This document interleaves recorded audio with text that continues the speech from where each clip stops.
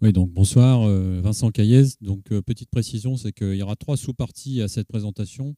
Une partie, enfin, qui m'ont été demandées, une partie, donc, généralité sur le changement climatique, une deuxième sur qu'est-ce qui est en train d'évoluer déjà sur le Massif central en général et sur la Corrèze, et puis une dernière partie agroclimatique qui sera présentée par Stéphane Martignac. Et comme c'est assez long, on prendra les questions à la fin de chaque sous-partie. Voilà. Et les sujets sont un petit peu différents. Donc moi, je m'appelle Vincent Caillez et je suis climatologue. Donc je suis mis à disposition par Météo France au sein du réseau des chambres d'agriculture pour m'occuper de projets d'adaptation de l'agriculture au changement climatique.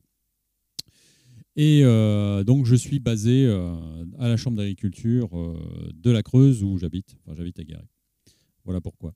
Donc, je vais d'abord vous présenter le changement climatique d'une manière générale, c'est-à-dire l'effet de serre et climat, et ensuite les deux autres sous-parties. Moi, je m'occuperai donc ça sera dans le cadre du projet AP3C pour adaptation des pratiques culturelles au changement climatique. On vous donnera plus de détails ultérieurement. Je présenterai le contexte et le volet climatique, et ensuite je donnerai la parole à Stéphane Martignac pour la suite. Donc, le principe général de l'effet de serre, c'est donc le fait que l'atmosphère a des réactions avec le rayonnement du Soleil.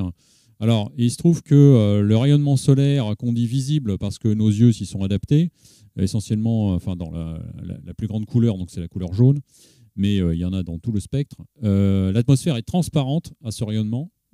C'est juste un petit peu diffusé, c'est pour ça que le fond de ciel est bleu. Mais ça ne stocke presque rien donc du rayonnement solaire. Par contre, donc ce rayonnement solaire arrive au sol, et une fois qu'il est arrivé au sol, eh bien là, vous avez le sol qui se réchauffe, donc c'est symbolisé ici. Et une fois qu'il se réchauffe suffisamment, il réémet donc des rayonnements vers l'atmosphère sous des plus grandes longueurs d'onde qu'on appelle des infrarouges. Et là, l'atmosphère n'est pas transparente aux infrarouges. Il y a un certain nombre de composés gazeux à l'intérieur de l'atmosphère qui captent ces rayonnements infrarouges qui sont réémis par le sol. Et donc, ce sont des gaz à effet de serre. Alors, c'est une expression qui... Enfin, c'est équivalent au fait qu'on aurait mis une vitre au sommet de l'atmosphère, donc ça renvoie donc le rayonnement vers le sol. Là, ce sont les gaz qu'on dit à effet de serre, donc qui captent le rayonnement infrarouge. Donc, ça réchauffe l'atmosphère. Donc, on peut comprendre que si on modifie la composition de l'atmosphère, en particulier dans ces gaz à effet de serre, eh ben, on réchauffe l'atmosphère. Eh ben, effectivement, donc on a modifié assez fortement donc, la teneur en gaz à effet de serre de l'atmosphère. Donc, ce que vous voyez, on va regarder uniquement les courbes bleues et rouges. En évolution depuis 400 000 ans, donc les teneurs en CO2 en bleu et les températures en rouge au niveau donc, des carottages de glace qui sont faits dans les pôles, c'est-à-dire on va creuser des trous dans les glaciers, on va analyser les bulles d'air pour savoir à quelle température ça s'est formé, et donc on connaît précisément la composition de l'atmosphère sur des centaines de milliers d'années, et on voit que les courbes sont extrêmement parallèles, c'est-à-dire quand vous avez le CO2 qui augmente, vous avez la température qui augmente, et réciproquement. La plupart du temps, l'atmosphère se trouve avec des basses valeurs de température et de CO2, on appelle ça les aires glaciaires. Et puis de temps en temps, il y a des petites pointes, environ tous les 100 000 ans, où on a des fortes valeurs de CO2 et donc des fortes valeurs de température, et on appelle ça des aires interglaciaires. Et depuis quelques milliers d'années, au moins 6000, on était dans une ère interglaciaire. Donc le CO2, ça évolue donc depuis au moins 1 million d'années entre 200 et 300 ppm partie par million. Donc c'est des petites quantités, mais c'est assez efficace pour capter les rayonnements infrarouges. Sauf que depuis un siècle et demi, on a fait évoluer très fortement la teneur en CO2 de l'atmosphère. Donc en 1999, au moment où ce carottage a été effectué, et on en était déjà à 365, c'est-à-dire des valeurs qui sont inconnues, et désormais on est aux alentours de 410. Et sur ce graphique, on peut avoir donc la température d'équilibre correspondant à cette augmentation de gaz à effet de serre. Comment ? Il se trouve que l'élévation donc de 10 degrés de température, par exemple entre la fin d'une ère glaciaire et une ère interglaciaire, ça correspond à 100 ppm de CO2. C'est facile, 100 ppm de CO2 en plus, 10 degrés en plus. Sauf que on était à 280 donc, dans notre ère interglaciaire avant qu'on modifie la composition, et désormais on en est à 410, c'est-à-dire 130 ppm en plus. Donc la température d'équilibre est de 13 degrés supplémentaires par rapport à ce qu'on a connu avant d'injecter des gaz à effet de serre. Donc vous comprenez bien que désormais on a augmenté la température de l'atmosphère globale d'environ 1 degré, qu'on en est au tout début de la réaction, donc de la mise à l'équilibre du CO2 vis-à-vis de la température, et on en a pour plusieurs siècles d'augmentation vis-à-vis de cet équilibre. Donc le changement climatique, ce n'est pas un effet de mode, vous en entendez parler, vos enfants, vos petits-enfants, vos arrière-petits-enfants, etc., en entendant parler, le temps que tout ça se mette à l'équilibre. Et attention, là, je ne parle pas du fait qu'on continue à émettre des gaz à effet de serre dans l'atmosphère, je vous parle uniquement de ce qu'on y a stocké jusqu'à présent. Et oui, justement, on ne se contente pas donc d'avoir beaucoup de CO2 dans l'atmosphère, on continue d'en émettre puissamment, puisque ça, ce sont les émissions mondiales donc jusqu'en 2018. Et presque chaque année, on bat des records d'émissions de gaz à effet de serre. Donc non seulement il y en a énormément dans l'atmosphère, plus que sur 1 million d'années, mais en plus on continue à en mettre de plus en plus dans l'atmosphère. Donc évidemment, ça ne va pas se stabiliser du jour au lendemain. Et il se trouve que l'atmosphère, enfin la biosphère, les écosystèmes dans leur ensemble commencent à être perturbés donc, par ces évolutions climatiques. Et par exemple, la vapeur d'eau, qui est un gaz à effet de serre, ça augmente en fonction de la température. Alors certes, on n'a pas directement, nous, un impact fort sur la vapeur d'eau, mais de manière indirecte, oui, parce qu'à chaque fois qu'on élève la température de 1,5 degré, on augmente la teneur dans l'atmosphère en vapeur d'eau de 10%. Comme on a augmenté d'1 degré déjà, ça fait donc environ 7% de vapeur d'eau en plus, la vapeur d'eau qui est le premier gaz à effet de serre.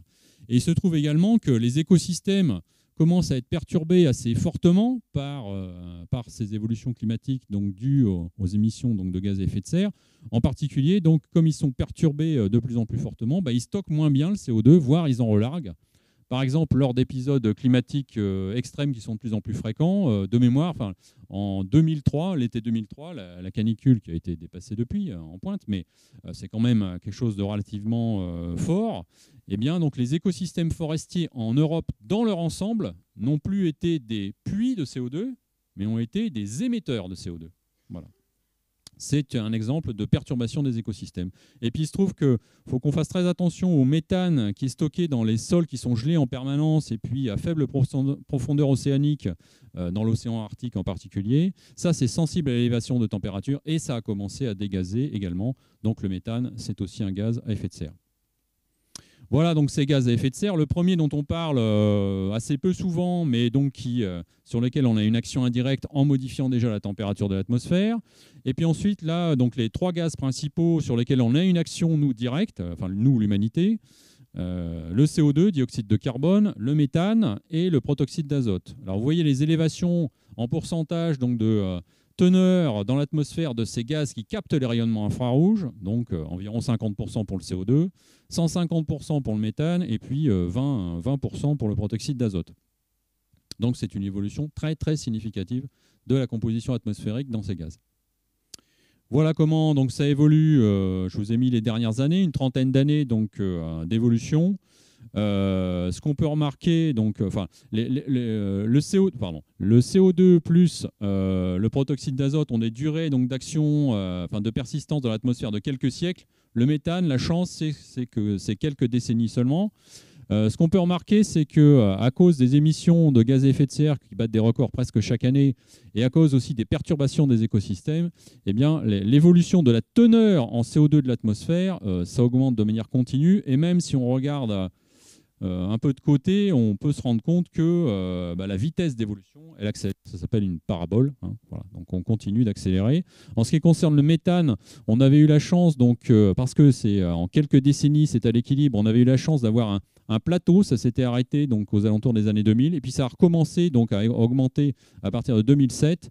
La raison principale, c'est le début de dégazage des sols qui sont gelés en permanence au niveau des pôles et le fait qu'on s'est mis à aller chercher donc, des hydrocarbures dans les roches-mères, fracturation hydraulique, etc. Il y a des fuites donc, de gaz, les gaz de schiste, mais il y a aussi du pétrole. Voilà. Donc ça fait réaugmenter donc, la teneur en méthane de l'atmosphère. Donc face à ça, il y a déjà des réactions visibles. Alors je le détaillerai plus sur l'ensemble du Massif central dans la deuxième partie, mais j'ai 2 exemples déjà. Il y a des paramètres météorologiques climatiques sur lesquels l'évolution comment dire, exorbitante des évolutions naturelles est déjà très claire. Par exemple, c'est la température. Donc là, j'ai donné un exemple sur le plateau de Millevaches, la Courtine, hein, c'est pas très loin de la Creuse, de la Corrèze, je veux dire. Ce qu'on voit, donc, c'est des évolutions qui, jusqu'à la fin des années 70, étaient à peu près naturelles, avec des pentes qui étaient de l'ordre de plus ou moins 1 ou 1,5 degrés par siècle, c'est-à-dire 0, 15 degrés toutes les décennies. Et par contre, depuis le milieu des années 70, on est dans le cadre d'une évolution tendancielle forte, et hélas, irréversible, mais ça, on le verra, enfin largement irréversible, ça, on le verra plus tard. Par contre, il y a d'autres paramètres sur lesquels, pour l'instant, on ne voit rien. Alors attention, ça dépend des endroits où on se trouve, mais quand on se trouve en Creuse et même en Corrèze, pour l'instant, au niveau de l'évolution des précipitations annuelles, du cumul annuel de précipitations, pour l'instant, ce n'est pas significatif. Donc, on peut considérer qu'on a une non-évolution en observation. Mais au plus on va vers le sud, on peut ensuite arriver dans les zones où le cumul annuel de précipitations il commence déjà à diminuer.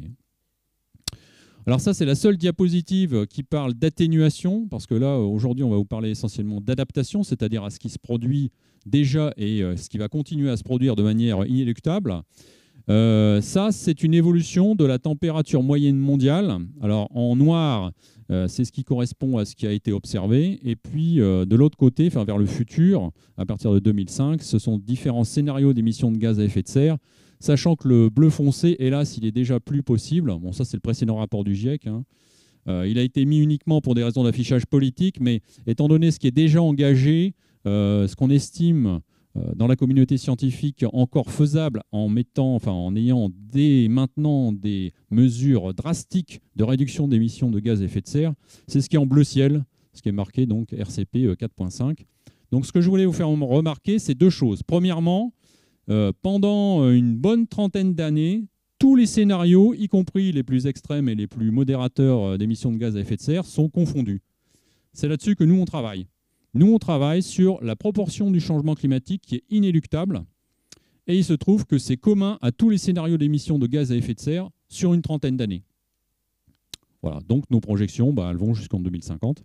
Et quand on regarde à la fin du siècle, donc entre le bleu ciel et le rouge, on remarque que, grosso modo, en fonction du fait que soit on réduit presque pas nos émissions de gaz à effet de serre comme maintenant, soit on les réduit violemment à partir de maintenant et continuellement, on peut éviter environ la moitié d'élévation de température à la surface du globe.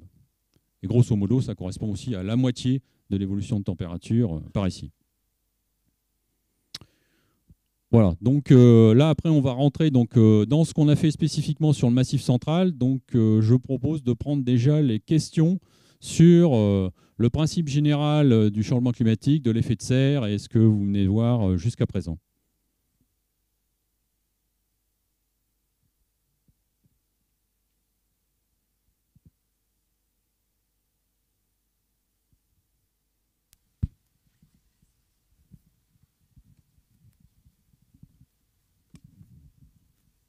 Bonjour à tous. Du coup, si je comprends bien, là, en 2050, toutes les courbes elles se rejoignent. Il y aura à peu près la même évolution. On est quasi certain de ça, en fait. Oui, absolument. C'est-à-dire que l'inertie du changement climatique fait que sur une bonne trentaine d'années, tous les scénarios d'émissions à partir de maintenant sont équivalents. Par contre, ce qu'on va connaître jusqu'en 2050, c'est évidemment totalement dépendant de ce qu'on a émis jusqu'à maintenant. Hein. D'accord. Voilà. Et donc en 2050, on prend combien plus 2 ? C'est ça ? Je le dirais plutôt localement, mais bon, je vais déjà... Ok, donc on est, nous, sur le Massif central en général, sur une pente de 4 degrés par siècle, donc grosso modo entre 2000 et 2050, plus 2 degrés. Mais vous aurez la carte qui vous le montrera juste après. Et du coup, mon autre question, là, j'ai entendu récemment à la radio que les experts du GIEC tablaient plutôt sur en 2100 une augmentation à plus 6 ou plus 7 degrés de moyenne sur la température globale. C'est exact. Est-ce que ça change quelque chose sur cette convergence à 2050 ou pas ? Pas du tout. C'est simplement que le spectre, ensuite, il est plus large. Ça monte plus vite après 2050 ? Ça ne change pas le fait que la trajectoire climatique sur une trentaine d'années est déjà écrite par ce qu'on a fait jusqu'à présent. Ok. Voilà. Par contre, effectivement, la poursuite de ce qu'on observe, c'est plutôt un minorant de l'évolution jusqu'en 2050, et là, j'y reviendrai également. Ok, merci.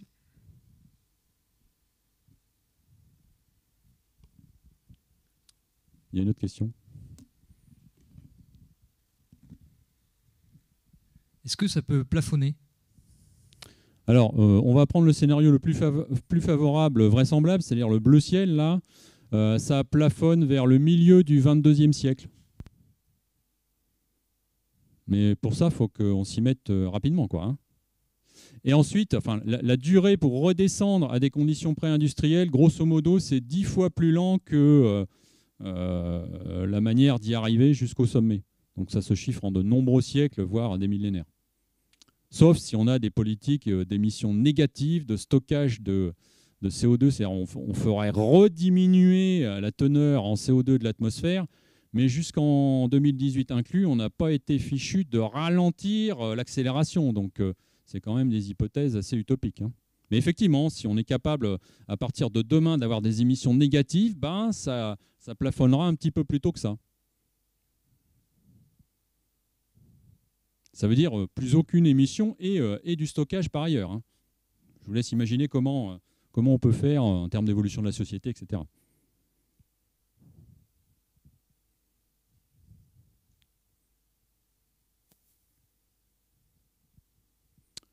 On voit les résultats. Oh, il y a une autre question.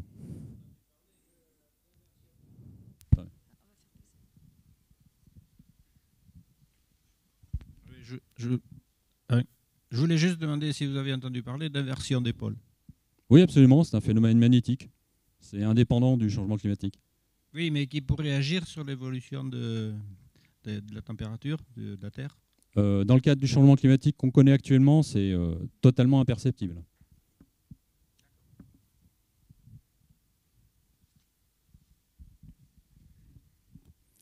On y va sur le Massif central, sauf s'il y a d'autres... Alors on y va. Donc, face à ces évolutions, donc en bonne partie inéluctables d'ailleurs jusqu'en 2050, il y a un certain nombre de chambres d'agriculture qui se sont organisées au sein du Massif central dans le cadre du CIDAM, un regroupement des chambres d'agriculture du Massif central, dont il y a l'ancien président qui est là.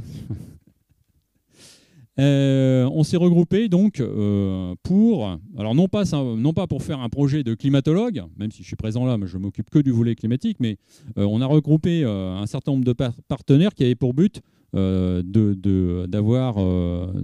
présager, on va dire, les conséquences du changement climatique tel qu'il est déjà engagé, et puis d'en voir un certain nombre d'impacts. Donc vous voyez les partenaires, des acteurs du développement, la coopération. Il y a des gens de la recherche qui sont venus avec nous, l'INRA vient régulièrement. Et puis, donc, il y a les institutionnels, en particulier le commissariat de massif. Je le cite spécialement parce que ce sont eux qui ont, à un moment, donc, nous ont apporté l'aide suffisante et nécessaire pour démarrer le projet. Donc, la finalité, ce n'est pas de faire du climat, je le répète, c'est bien d'adapter les systèmes d'exploitation agricoles au changement climatique au travers de 3 perspectives. Premièrement, caractériser les scénarios d'évolution des systèmes d'exploitation du Massif central. Deuxièmement, sensibiliser les acteurs du monde agricole, c'est un peu ce qu'on fait ce soir, aux impacts du changement climatique. Et deuxièmement, adapter des outils de conseil au changement climatique. Peut-être que Stéphane en parlera donc en 3e partie. 3 approches, l'approche climatique dont je m'occupe et dont on va parler un petit peu maintenant, et puis ensuite on parlera donc de l'approche agronomique et de l'approche systémique, sachant qu'il y a une particularité sur ce projet, c'est la raison de la présence d'un climatologue, c'est qu'on produit nos propres projections climatiques. Ceci appelle des explications quand même, parce que le changement climatique c'est un phénomène global, à quoi ça peut bien servir de faire des projections locales? Ça peut servir, donc je n'ai pas le temps d'expliquer tout le détail technique, mais on va voir donc... Donc d'abord, on présente le réseau qui a été utilisé pour faire des projections climatiques. Donc, on est allé chercher, pour tenir compte du changement climatique tel qu'il est réellement observé, tel qu'il est réellement engagé, faut aller chercher, il faut aller rapatrier, il faut acheter des données météorologiques sur une longue période, des observations quotidiennes, donc de température, précipitation et de l'évapotranspiration potentielle. Pour ceux qui ne s'y connaissent pas bien, c'est l'évapotranspiration de référence de l'herbe qui ne subit pas de stress hydrique. Et puis, donc, vous voyez une trentaine de stations où il y avait tous les paramètres, 30 stations de plus où il y avait seulement les températures et encore 30 stations de plus où il n'y avait que les précipitations, parce que les précipitations, c'est un paramètre qui varie beaucoup dans l'espace et dans le temps. Et donc, on a acheté 3 millions de données pour les analyser déjà pour décrire ce qui est en train de se passer, et ensuite donc pour envisager donc, une prolongation vers le futur de ces évolutions. Et justement, j'ai parlé exprès de prolongation parce que on a utilisé une information relative des modèles globaux du climat. Donc là, ce que vous voyez, c'est une évolution de la température en moyenne mondiale, c'est plus facile, donc qui a été analysée sur le passé en noir et en gris et qui est projetée vers le futur. Alors avec des scénarios faiblement émetteurs de gaz à effet de serre, c'est en bleu, fortement émetteurs de gaz à effet de serre, c'est en rouge. Donc c'est là aussi où on peut illustrer le fait que pendant une trentaine d'années au moins, toutes les courbes et toutes les couleurs sont mélangées. Et on peut avoir du orange en bas, c'est-à-dire faiblement évolutif, et du bleu en haut, fortement évolutif. Donc ça, c'est une illustration de l'inertie du changement climatique. Bien entendu, à partir de plus 40 ans, on commence à avoir une majorité de simulations à faible émission de gaz à effet de serre en bas et une majorité à forte émission de gaz à effet de serre en haut. Voilà. Mais c'est seulement donc au-delà de plus 30 ans. Et personne n'est capable de dire quelle est la courbe qui va être suivie. Par contre, nous, ce qu'on a choisi de faire, c'est de raisonner en termes d'enveloppe. Et particulièrement sur l'enveloppe basse, parce qu'elle est déjà suffisamment raide comme ça.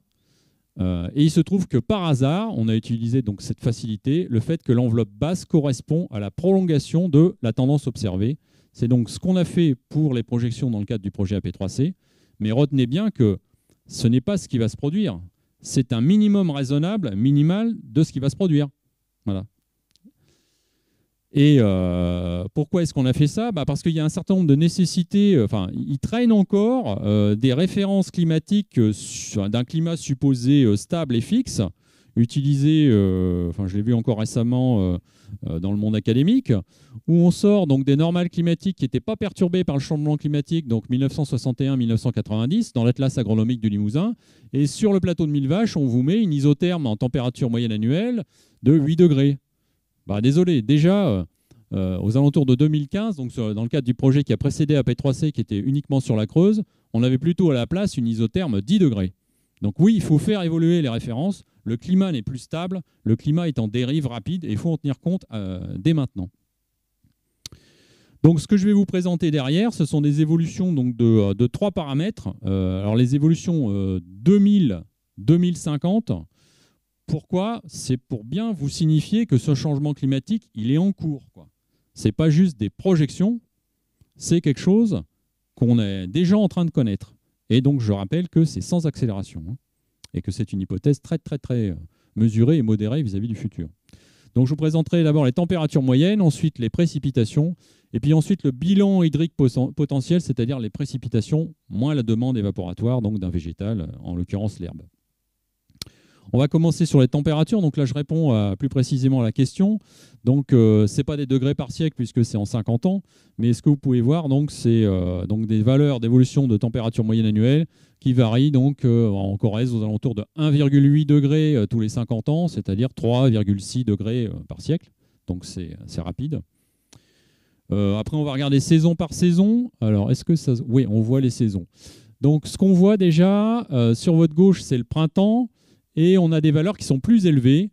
J'en reparlerai encore lorsque j'évoquerai les précipitations. Donc on a des évolutions de l'ordre de 2,4 degrés en 50 ans, c'est-à-dire aux alentours de 5 degrés par siècle en température moyenne au printemps.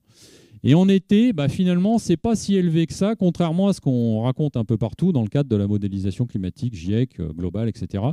Non. Chez nous, en particulier sur le Massif central, la saison sur laquelle ça évolue globalement le plus vite, c'est le printemps. Et d'ailleurs, c'est ça qui pose plus de problèmes, parce que c'est en début de saison de pousse, donc c'est plus important. Et si vous regardez donc à l'est du département et que vous prolongez encore un peu plus, donc vers la Haute-Loire, vous remarquez des zones de faible élévation de température estivale. Ce n'est pas un artefact. C'est à relier donc à l'évolution des précipitations qui, en été, donc, le changement climatique, c'est une élévation de température générale, c'est-à-dire une sorte d'onde de méditerranisation qui remonte donc du sud vers le nord. Ça rencontre des reliefs, le Massif central, et tant que l'air n'est pas trop sec, le fait que vous avez donc plus de température, ça facilite les mouvements verticaux, donc ça facilite la formation de nuages qui donnent des averses tant qu'il ne fait pas trop sec. Donc sur le Massif central et en particulier sur le nord du Massif central, en été, la nébulosité augmente et les précipitations augmentent. On le verra juste derrière. Donc, sachant que j'ai traité donc, les températures et les précipitations de manière indépendante, donc si on trouve des choses cohérentes, elles n'ont pas été forcées, quoi. Voilà, donc ça c'était sur... Voilà, alors là les deux autres saisons, en automne et en hiver. En automne, c'est une saison où, d'un point de vue thermique, il n'y a rien de très particulier. Donc, regardez les évolutions 1 degré, 1 degré 2, donc ça fait 2 degrés, 2 degrés et demi par siècle, évolution relativement modérée. Par contre, en hiver, là aussi, surprise par rapport à ce qu'on vous annonce habituellement, des évolutions qui sont à la limite encore plus importantes qu'au printemps, enfin, pas en Corrèze. En Corrèze, on arrive à 2 degrés, donc 4 degrés par siècle, mais il y a d'autres zones où c'est encore plus rapide. Qu'est-ce qui se passe? Sachant que sur la Corrèze, les zones où ça évolue assez rapidement, ça concerne l'Est et plutôt l'altitude. En fait, ça, c'est cohérent avec des choses qui sont analysées comme étant une désagrégation de la couche neigeuse. C'est-à-dire que la neige, c'est blanc, ça réfléchit donc le rayonnement, mais quand elle commence à fondre, et on est tendanciellement dans une fonte donc, de cette couverture neigeuse hivernale, bah, c'est remplacé par du vert s'il y a de l'herbe ou du marron s'il y a du sol. Et ça stocke un peu plus l'énergie, le rayonnement, et donc ça accroît donc, la fonte de la couche neigeuse résiduelle. Donc voilà pourquoi nous sommes actuellement donc, en transition, c'est-à-dire en fait que dans une époque où on est en train de désagréger progressivement cette couche neigeuse hivernale. Voilà pourquoi on est sur une pente qui est relativement forte en hiver. Mais bien entendu, il continue à faire froid en hiver, hein. Ça, ce sont des tendances. Alors ça, c'était sur les températures. Maintenant, je vais passer sur les précipitations. Donc là, vous avez une évolution du cumul annuel de précipitations. Quand je suis en Creuse, je suis tranquille parce que entre moins 25 et plus 25, voilà, ça évolue pas, quoi. Par contre, au plus on descend vers le sud, au plus c'est significatif, sachant que l'incertitude associée elle est de l'ordre de 70 mm. Donc oui, en Corrèze, c'est significatif. La baisse des précipitations sur le sud du département, grosso modo le bassin de Brive, de l'ordre de 75 à 80 mm, et au plus vous allez vers le sud-ouest, au plus c'est fort. Donc oui, hélas, il y a une partie de votre département, et déjà là où il fait chaud et plutôt sec, qui va aller vers des situations plus chaudes et plus sèches, y compris en cumul annuel. On peut regarder saison par saison. Donc, vous vous souvenez de ce que j'ai dit sur le printemps qui évolue le plus vite en température? Là, on voit assez bien donc, des diminutions de précipitations en 50 ans de 50 à 75 mm. Donc, c'est fort hein, pour une saison de 3 mois. Parce que 75 mm sur une année, déjà, c'est quelque chose, mais 75 mm sur 3 mois, c'est fort. Donc, l'air, ça sèche. Donc voilà pourquoi, et au plus un air est sec, au plus il peut donc se réchauffer et se refroidir. Donc réchauffer en journée, se refroidir la nuit. Et voilà pourquoi la température évolue rapidement. Et donc en concordance, vous avez les précipitations qui diminuent de manière sensible donc, au printemps. En été, souvenez-vous de ce que je vous ai dit sur l'onde de méditerranéisation. Là, ce qu'on voit, c'est ce qui est jaune, là, c'est la limite d'augmentation des précipitations. Donc tout ce qui est à l'intérieur, c'est en augmentation de précipitations estivales. Ce n'est pas une plaisanterie. Alors, des valeurs qui sont faibles, mais c'est quand même mieux que si ça baisse. Et là, ce qu'on voit, c'est que ça touche la Corrèze, donc essentiellement, pareil, sur les reliefs. Parce que ça a été, le soulèvement des masses d'air a été aidé par le relief. Tandis que vous avez une légère diminution quand vous partez donc, vers le sud-ouest. Alors, stabilité des précipitations, mais là, derrière, on verra que comme l'évaporation augmente, ça ne veut pas dire que la situation s'améliore, hein. Mais déjà, c'est mieux que s'il y avait une baisse sensible des précipitations, quand même. Les deux dernières saisons, automne et hiver. Automne, il ne se passe pratiquement rien, stabilité des précipitations. Par contre, il y a quelque chose de très important pour vous, et puis pour d'autres départements centraux là, en hiver, c'est une diminution sensible de l'ordre de 50 mm de précipitations en hiver. Alors autant, ce n'est pas trop gênant sur les zones d'altitude parce que le cumul hivernal est relativement élevé, autant ça peut poser problème dans les endroits où il ne pleut pas beaucoup, par exemple au sud du département, où là, vous allez avoir 50 mm de précipitations en moins. Donc, même si je ne suis pas agronome, je me dis que déjà, toutes les problématiques de recharge hivernale, elles vont s'accroître. Et donc, je termine par le bilan hydrique potentiel, c'est-à-dire on combine les effets des précipitations et de l'évapotranspiration. Donc là, comment est-ce que ça évolue, ce bilan hydrique annuel en 50 ans ? Eh bien, ça évolue de manière négative. Ça, j'espère que c'est une surprise pour personne dans le cadre du changement climatique. Mais là aussi, vous avez une gradation qui est nette entre les zones d'altitude au nord du département où on perd donc 120 mm en 50 ans et au sud du département, là, on est aux alentours de 180 mm. Donc ça, c'est du stress hydrique en plus, hein, tout au long de l'année. Et puis donc, au plus vous allez vers le sud-ouest, au plus donc ces problématiques de stress hydrique croissant au niveau annuel donc augmentent. On va regarder saison par saison. Donc le printemps et l'été. Le printemps, avec l'augmentation des températures, avec la baisse des précipitations, bien entendu que le bilan hydrique potentiel il diminue. C'est même la saison où il diminue le plus, de l'ordre de 60, 80 mm donc en 3 mois. En été, c'est contenu grâce à l'augmentation des précipitations, mais uniquement sur les zones d'altitude, parce que dès que vous descendez donc, plus bas, vous avez donc un bilan hydrique qui se dégrade en été, malgré le maintien des précipitations, parce que l'évaporation augmente. Voilà.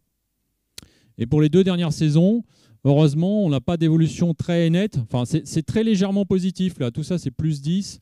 Là, c'est plus 5, etc.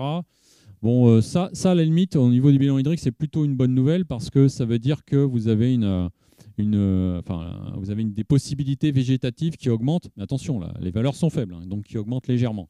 Alors là, j'ai un peu débordé de mon rôle de climatologue, je laisserai Stéphane développer. Mais oui, effectivement, en automne, il se passe des choses qui peuvent être légèrement positives pour vos activités. Et je crois qu'on va s'arrêter là. Pour la deuxième partie, je vais prendre vos questions sur les évolutions climatiques dans leur ensemble, que ce soit général ou spécifiquement sur le Massif central et la Corrèze. Et après, on regardera l'agronomie. On fera le lien avec Stéphane.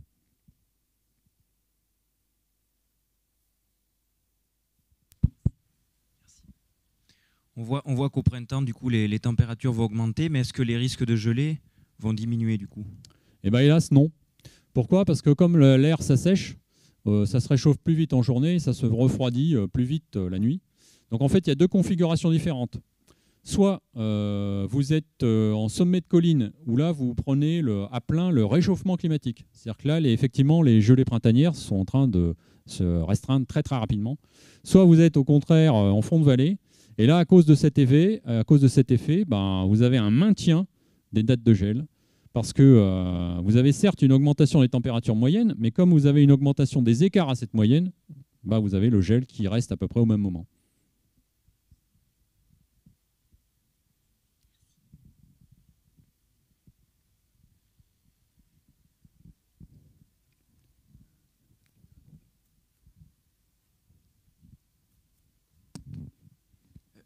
Du coup, j'avais une question là par rapport aux températures. Vous disiez, si j'ai bien compris, l'évolution, elle peut être de... Pardon, sur les précipitations, là, vous disiez, ça peut être entre moins 50 mm au nord et moins 75 mm sur le sud-ouest au niveau annuel. Au niveau annuel, oui. Et quand on regarde par saison, si je fais la somme, j'ai plus que moins 75. Bien sûr, parce qu'en fait, le projet AP3C n'est pas cartographique. Donc, ce qu'il faut regarder, c'est station par station. La cartographie, elle est prévue uniquement dans la prolongation du projet AP3C qui a démarré il y a de ça un mois, où là, effectivement, on s'engagera point par point. Là, pour l'instant, ce sont des choses qui ont été tracées par un logiciel de statistique qui n'est pas prévu pour faire des cartes. Mais simplement, pour avoir des valeurs exactes, il faudrait montrer des tableaux de chiffres, et en général, les gens n'aiment pas voir des tableaux de chiffres. Ok. Et je comprends pas du coup. C'est-à-dire que les courbes, elles passent au mieux, mais elles ne sont pas exactes sur les stations. Voilà. Ok. C'est une visualisation générale de comment ça évolue sur le Massif central. Mais non, il ne faut pas utiliser ces cartes. Ces cartes sont faites pour montrer des évolutions, pour avoir un rendu visuel lors de ce genre d'événement, mais ce ne sont pas des cartes techniques. Vous n'aurez pas ça comme instrument technique pour faire évoluer vos pratiques. Les instruments techniques, pour l'instant, ce sont des tableaux de chiffres. Et effectivement, je vous affirme que sur les tableaux de chiffres, on peut vérifier de manière exacte, au dixième de millimètre près, que la somme des 4 saisons, ça fait bien l'annuel. Ça marche. Et alors du coup, juste une autre question. Au printemps, j'ai pas retenu là, le bilan hydrique. Vous disiez que c'était stable? Non, le bilan hydrique potentiel, il diminue au printemps. Vous avez une augmentation assez forte de l'évapotranspiration potentielle qui est due à l'augmentation des températures et une diminution des précipitations. Ok. Merci.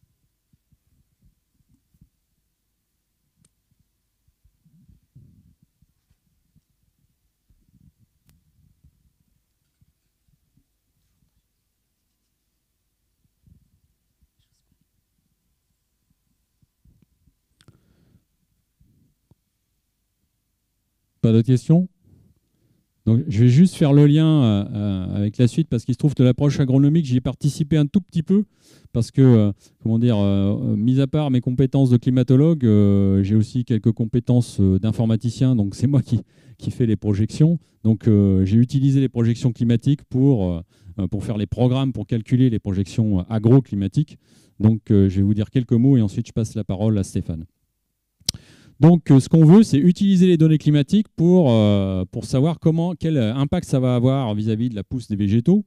Donc, pour ça, on mobilise des indicateurs agroclimatiques. Donc, on en a calculé une trentaine dans le cadre du projet AP3C. Ce n'est pas des choses très complexes. Enfin, il y en a qui sont complexes.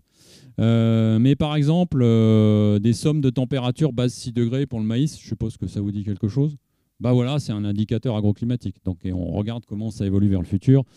Pour l'herbe, c'est les sommes de température base 0 degré, à quelle date ça atteint 250, 300, 500, etc. Voilà, tout ça, c'est des indicateurs agroclimatiques. Alors, on va passer rapidement. Enfin, voilà.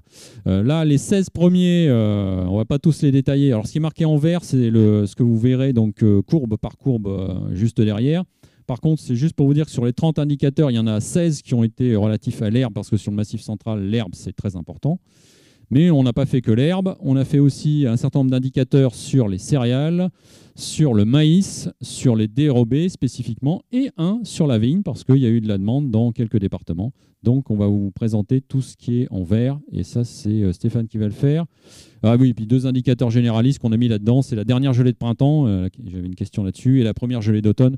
Première gelée d'automne, c'est moins défavorable qu'au printemps.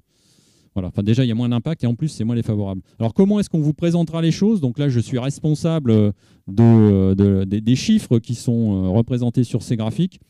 Ce qu'on va vous présenter, c'est un résumé de 10 000 projections plus les observations. Alors, tu peux tout afficher. Comment vous dire? Là, il se trouve que c'est le premier indicateur de redémarrage de végétation de l'herbe, mais peu importe. À chaque fois, donc, vous aurez l'évolution entre 1980 et 2050, sur lequel on a repéré les observations de l'indicateur correspondant, alors station par station, sur les quelques dizaines que vous avez vues sur une des cartes là. Et comme il y a 10 000 projections climatiques qui sont faites vers le futur, on fait des statistiques dessus. On ne vous représente pas 10 000 points fois 70 ans parce que vous verriez rien du tout. Donc, on vous a représenté la valeur centrale, médiane ou moyenne, en général, c'est très proche. Et puis, les quintiles et déciles extrêmes. Alors, un quintile, c'est quoi? C'est tel que, enfin, le premier quintile, il est tel qu'il y a 20% des simulations ou observations qui sont en dessous. Le décile extrême, c'est 10% des simulations qui sont en dessous. Et en sens inverse, vous avez 10% des simulations qui sont au-dessus de la violette et donc 20% qui sont au-dessus de la bleue. C'est bon ça, parce que si ce n'est pas compris, je recommence parce qu'après, vous allez avoir une dizaine de cartes comme ça. Donc, c'est OK, la valeur centrale et les valeurs extrêmes. Si vous préférez, il y a 80% des simulations qui sont entre la rouge et la violette et 10% au-dessus, 10% en dessous. C'est ça que ça veut dire aussi. C'est OK? Je laisse la parole à Stéphane. Merci. Donc, on a pris différents indicateurs agroclimatiques, notamment là, celui sur la gestion de l'herbe. Donc, je rappelle pour ceux qui ne connaissent pas trop ça, on utilise les sommes de température base 1er février, le 0, et on va tamponner en fait le minimal maximum entre 0 et 16 pour la moyenne. Et donc, ce qu'on peut s'apercevoir en fait là, on vous a mis différentes stations. Là, c'est la station donc, de Chamberet, 400 et quelques mètres d'altitude. Et on a regardé en fait de 1980 à 2015 l'évolution en fait de cette date. Et là, c'est la date de fauche précoce en foin. Et là, elle apparaît, alors pour nous, c'est 1000 degrés. Si je mets une date 1000 degrés en 2019 sur Brive-la-Gaillarde, on était au 15 mai. Et si on regarde sur Ussel, on était au 17 juin, au 1000 degrés à plus ou moins 100 degrés. Parce qu'on regarde là, en fait, on a une évolution. On voit que de 1980 à 2015, on a gagné à peu près 10 jours de précocité. Et si on voit un peu plus loin sur 2050 les projections que l'on a, on s'aperçoit qu'on va augmenter encore de 10 jours cette précocité en somme de température. Donc c'est pour ça qu'il va falloir s'adapter. Et une manière d'adaptation, c'est de faire des fauches de plus en plus précoces pour essayer de garder de la valeur, puisque je rappelle, la valeur elle est encore bonne jusqu'à épiaison. Alors, un indicateur relatif donc, toujours à la gestion de l'herbe, c'est le ratio précipitation sur RR, donc sur ETP, et pour mise à l'herbe à l'ensilage. Donc ça, c'est celui qu'on a regardé les périodes sèches de la mise à l'herbe à l'ensilage de 1980 à 2050. Et ce qu'on regarde en fait là, vous aviez en bas, on a les chiffres, donc de 1,42 on passe à 1,27, donc on a un petit décalage de moins 0,15. Et après, donc de 2015 à 2050, on voit qu'on a une petite accélération à 1,29. Moi, je considère que dans cette courbe-là, on est plutôt stable, en tout cas sur la période sèche de la mise à l'herbe à l'ensilage. Ça voudrait dire que sur la station de Ussel, on ne devrait pas être gêné, en tout cas, par les conditions, on va dire, de portance de sol, où on va avoir des bonnes conditions d'exploitation pendant cette période-là. Si on regarde maintenant la suivante, donc là, c'est toujours notre indicateur. Sur les séquences favorables, donc pour les travaux d'ensilage, donc là, c'est l'indicateur numéro 16. Et alors les séquences disponibles pour faire des ensilages, parce que c'est bien beau d'avoir des conditions de pousse au printemps, encore faut-il être capable de récolter donc les fourrages. Et là, on a travaillé en séquence. Et on s'aperçoit que le nombre de séquences en 1980, il était de 4,7. Et en 2015, on passe à 3,9. Donc là, on voit qu'on a une diminution du nombre de séquences. Alors les séquences qu'on avait calculées à l'époque, pour ce travail-là, c'est qu'on est au moins, donc, ils sont marqués au-dessus. Donc la pluviométrie est inférieure à 1 mm dans les 2 jours avant et avec moins de 20 mm dans les 5 jours qui précèdent la date à laquelle j'ai décidé de faucher. C'est-à-dire qu'il faut que le terrain soit sec et qu'on ait un fourrage qui soit aussi sec, donc des conditions de portance nécessaires pour réaliser ma séquence de récolte. D'accord ? Donc on ne regarde pas sur l'instant T, mais on regarde bien sur une période favorable. Et on s'aperçoit que ces périodes-là, si on fait la projection jusqu'en 2050, on a une diminution. Ça veut dire qu'on va perdre, on va passer à 3,1 séquences. C'est-à-dire qu'on aura 3 zones dans cette période-là qui seront favorables. Ça veut dire que concrètement, en tant qu'agriculteur, si je dois faire des récoltes, il va falloir être opportun, au bon sens du terme. C'est-à-dire que si la météo me dit c'est bon, je dois y aller, là je fonce sur mon tracteur, il faudra que l'équipement soit prêt, il faut anticiper toutes les récoltes que j'aurai à faire. Ensuite, donc, un autre indicateur, l'indicateur 15, sur les périodes sèches des ensilages à la récolte en foin. Donc là, pareil, donc de 80 à 2050, et on voit qu'on a la tendance qui, moi je trouve qu'elle est plutôt stationnaire. On a peu d'évolution pour ces périodes sèches en siège et la récolte en foin. Ça veut dire qu'on devrait avoir des conditions de récolte tout à fait acceptables et pas être pénalisé par rapport en fait à ces récoltes.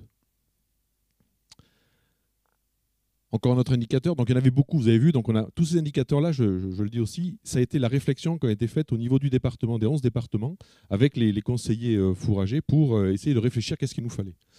Et donc là, les séquences favorables et disponibles pour les foins, donc là c'est pareil, il ne nous faut pas de pluviométrie pendant les 4 jours que je vais faire ma récolte en foin, et pendant donc les jours d'avant, les 5 jours avant, il ne faut pas que j'ai eu 20 mm de flotte, toujours pour avoir à peu près donc ce laps de temps nécessaire à faire une récolte en foin. Et là, pareil, on parle de séquence. Et ce qu'on observe, en fait, la tendance, là on est toujours à Ussel, ce qu'on s'aperçoit, c'est que de 4,9, on passe à 3,1 séquences. C'est-à-dire qu'on a moins de temps disponible pour faire les foins. Et si on regarde en 2050, on n'a que 1,5 séquences. C'est-à-dire que quand la météo va être bonne, il faudra y aller. Alors cette année, on a eu du temps, mais c'était pour bien se chauffer. Là, on s'entraînait. Donc on s'entraîne à blanc. Hein. Oui, on pouvait le regresser, nettoyer, aiguiser, tout ça. Mais ça, c'était fait exprès, c'était pour s'entraîner. Je rappelle, là, tout à l'heure, Vincent vous l'a dit, ça s'accélère. Donc maintenant, un autre indicateur, l'indicateur 6. Donc là, c'est le gel de printemps sur céréales au stade épi, 1 cm. Donc ça, c'est une demande qui a été faite par les collègues qui suivent les céréales. Et ce qu'on s'aperçoit, en fait, c'est qu'on a en fait une tendance de moins de 3 jours. C'est-à-dire que le gel diminue, mais ne s'atténue pas. C'est-à-dire qu'on va avoir toujours cette présence de gel, mais il va être moins tardif, grosso modo. Donc on ne devrait pas être trop gêné par ce gel sur les céréales. Alors on parle de gel, mais on parle aussi de chaleur. Et là, on parle d'échaudage. Donc c'est les quantités de température supérieures à 25 degrés. Donc on a un risque d'échaudage. Ça veut dire qu'on va avoir un risque de remplissage du grain, et où le grain ne va pas se remplir et on va avoir du grain vide et donc pas de farine, pas d'éléments nutritifs à l'intérieur. Mais là, on s'aperçoit que c'est en nombre de jours. Là, vous avez en fait le nombre moyen de jours échaudants sur céréales. En 1980, donc sur la station de Brive-la-Gaillarde, qui est la station la plus chaude que l'on ait, on était à 29 jours. Si on regarde en 2015, donc ce qu'on a constaté, on passe à 40 jours. Et si on regarde la projection, on va encore prendre 10 jours dans la vue, 50 jours. Et là, c'est des conditions assez impactantes. Et on le voit cette année, il y a certains agriculteurs l'ont appelé parce qu'on a en fait des PMG, des poids de 1000 grains de certaines céréales qui ont été achetées, sélectionnées, qui sont très très faibles. On a des triticales qui sont à 37 de PMG. Ça correspond à une taille d'un grain de seigle, quoi. Donc ça veut dire que là, ça a été vraiment impactant sur le remplissage du grain. Donc notre indicateur, donc là sur la satisfaction hydrique avec le cumul des précipitations, donc du 20 mai au 10 juin, qui va correspondre à des périodes importantes pour les plantes. Et donc si on regarde ça, c'est sur la station donc, de Beaulieu-sur-Dordogne, qui est une station aussi basse en Corrèze. Et donc c'est une des plus basses que l'on a sur le réseau. Et on regarde un petit peu, et on s'aperçoit en fait qu'on a une diminution de 1980 à 2015. On voit la courbe, la tendance, on diminue de 26 mm en moyenne. Et si on projette cette courbe-là, on s'aperçoit qu'on va encore perdre 14 mm. Ça veut dire que ces périodes-là, en fait, du 20 mai au 10 juin, ça correspond souvent à des repousses de deuxième coupe. Là, on risque d'être impacté négativement parce qu'on risque d'avoir moins de pluie disponible à permettre aux végétaux de bien pousser. Et ça, c'est le sud. Alors effectivement, tu fais bien de le préciser, c'est le sud qui, malheureusement, est au sud.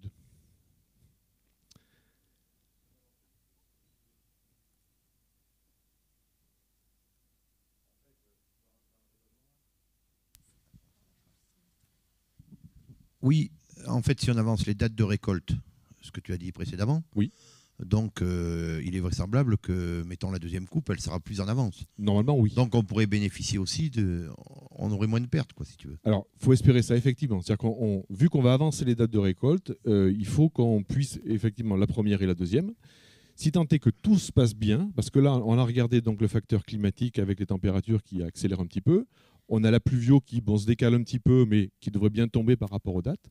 Et on verra juste, après, il y a une courbe qu'on va mettre sur le gel. Et vous allez voir, ce qu'a dit Vincent, on va le répéter, c'est que des fois, le gel de printemps, il ne s'annule pas.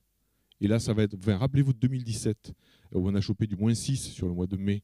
Et sur cette année, où on a eu 3 jours de suite à du -2, -3, où on a eu un arrêt végétatif. Donc ça, c'est très impactant. Et ce qui explique aussi que le fourrage qu'on a en moins sur certaines exploitations, sur les parties du département qui sont plutôt exposées au nord ou en altitude, où on a moins récupéré de fourrage. Alors ça c'est pour le maïs, ouais. Donc là, il y a des demandes qui ont été faites aussi pour différents indicateurs agroclimatiques, notamment le maïs. Et ce qu'on s'aperçoit en fait, c'est que là, c'est la station de Saint-Privat. Donc là, on est en Xintrie, donc on l'a dit tout à l'heure en session, c'est une des situations géographiques où on a pas mal de casse au niveau de l'abreuvement et de l'eau pour le réseau AEP. Sur ces zones-là, en fait, on a vraiment une accélération au niveau des températures. Et ce qu'on s'aperçoit, c'est que pour le maïs, pour ceux qui ne connaissent pas, en fait, le maïs, il est classé, on va dire, en besoin en température. On parle d'indice. Et ce qu'on s'aperçoit là, de 1980 à 2015, on a gagné une plage d'indice. On pourrait semer des maïs qui ont le plus grand potentiel, qui ont besoin de moins de somme de température pour arriver à leur stade final. Et si on prolonge, en fait, en 2050, on pourra gagner encore une classe de précocité. Ça veut dire qu'on va pouvoir aller semer des maïs qui sont qui ont un plus grand potentiel que certains. Et si j'extrapole la chose à d'autres endroits du département plus en altitude, alors c'est pas vrai qu'en Corrèze, mais c'est vrai sur tout le massif central, ce qu'on a vu chez des gens qui sont à plus de 1000 mètres, et si on regarde en Corrèze du côté de Saint-Setier ou autre, il y a des endroits où c'était risqué de faire du maïs. Dans les années à venir, avec ce réchauffement-là et avec cette somme de température, on va diminuer le risque pour faire du maïs. Alors le gel peut rattraper effectivement, mais il ne s'annule pas, mais si on sème juste après, c'est faisable. Mais après, ce qui est vrai pour le maïs, c'est vrai pour une plante. J'ai aucune action là-dedans, mais la luzerne est une bonne plante qui valorise très bien les pluies d'orage et qui peut aussi aider à refaire des stocks. Elle grimpe pas le gel, mais elle est pluriannuelle, donc on peut la revoir. Juste une petite précision de climatologue là, que j'ai déjà dit, c'est qu'en automne, il y a moins de soucis. Donc le maïs en altitude, la stratégie qui est utilisée en Creuse en tout cas, c'est de le laisser traîner le plus longtemps possible. Et ça, c'est favorisé par le changement climatique. Ça marche mieux en automne qu'au printemps. Voilà. Alors, ouais. Alors, effectivement, ouais, ce sont des moyennes. Il y a des écarts types, donc des fois c'est une bonne année, des fois c'est une moins bonne, quoi. On y va. Donc là, pareil, notre indicateur pour le maïs, c'est pour l'échaudage thermique, donc nombre de jours avec des températures supérieures à 32 degrés.